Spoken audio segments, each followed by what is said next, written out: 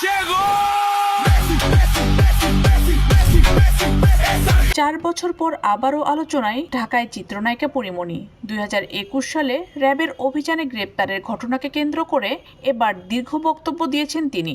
সামাজিক যোগাযোগ মাধ্যমে দেওয়া এক পোস্টে তিনি দাবি করেছেন তাকে সম্পূর্ণ বেআইনিভাবে গ্রেপ্তার করা হয়েছিল এবং সেই ঘটনার কারণেই তার ব্যক্তিগত, সামাজিক ও পেশাগত জীবন মারাত্মকভাবে ক্ষতিগ্রস্ত হয়েছে। শুক্রবার দিবাগত রাতে নিজের ভেরিফাইড ফেসবুক পেজে দেওয়া এক দীর্ঘ স্ট্যাটাসে রাষ্ট্রের উদ্দেশ্যে প্রশ্ন তোলেন পরীমনি। আমার সেই দিনগুলো কি ফিরে দেওয়া সম্ভব? আমার সম্মান কি ফিরিয়ে দেবে রাষ্ট্র?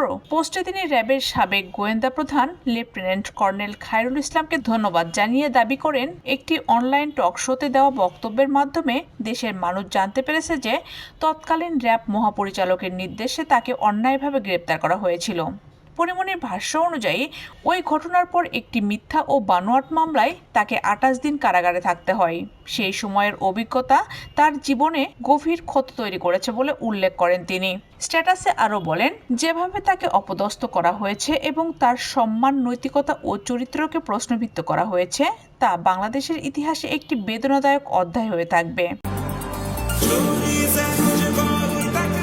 তবে অতীতের প্রতিশোধ নয়, ভবিষ্যতে যেন কোনো নির্দোষ মানুষ এমন ঘটনার শিকার না হন সেই প্রত্যাশার কথা তুলে ধরেন এই অভিনেত্রী। একই সঙ্গে কঠিন সময়ে পাশে থাকা পরিবার, বন্ধু, সহকর্মী, সাংবাদিক এবং ভক্তদের প্রতি কৃতজ্ঞতা প্রকাশ করেন তিনি।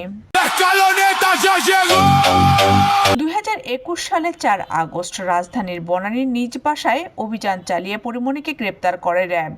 পরে তার বিরুদ্ধে মাদকদ্রব্য নিয়ন্ত্রণ আইনে মামলা করা হয়। বর্তমানে মামলাটি ঢাকার বিশেষ জজ আদালতে সাক্ষ্য গ্রহণ পর্যায়ে রয়েছে।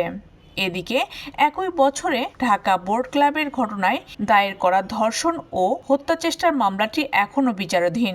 একই ঘটনার জেরে ব্যবসায়ী নাসিরউদ্দিন মাহমুদের করা পাল্টা মামলাও আদালতে বিচারাধীন রয়েছে।